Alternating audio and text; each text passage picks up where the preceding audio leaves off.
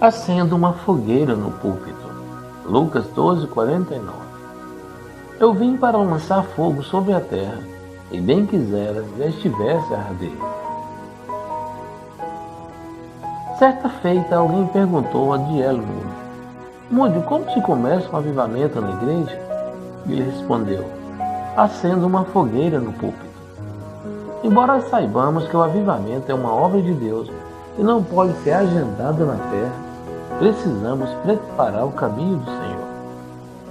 O púlpito precisa estar inflamado pelo poder do Evangelho.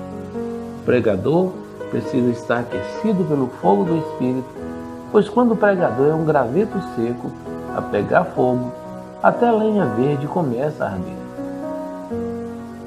Quando perguntaram ao próprio Moody qual era o maior problema da obra, ele respondeu, o maior problema da obra são os obreiros. O líder é o maior problema, o maior incentivador da obra. Se ele for um homem cheio do Espírito, seus liderados seguirão seus passos.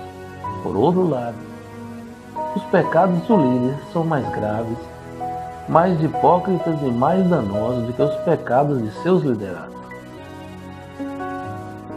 Mais graves porque o líder peca contra um maior conhecimento. Mais hipócritas porque o líder combate o pecado em público, muitas vezes o pratica em secreto. E mais danosos porque quando um líder cai, mais pessoas são atingidas.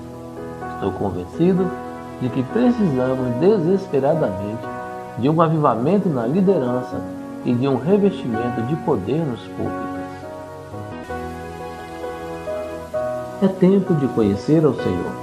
Eu sou o pastor Osmando da Igreja Conhecer a Cristo e te convido a participar das nossas reuniões, a de oração às sexta-feira às 20 horas e no domingo às 19 nossos cultos de celebração ali na Avenida dos Ipês, quadra 9, lote 11, no setor Barra Benta.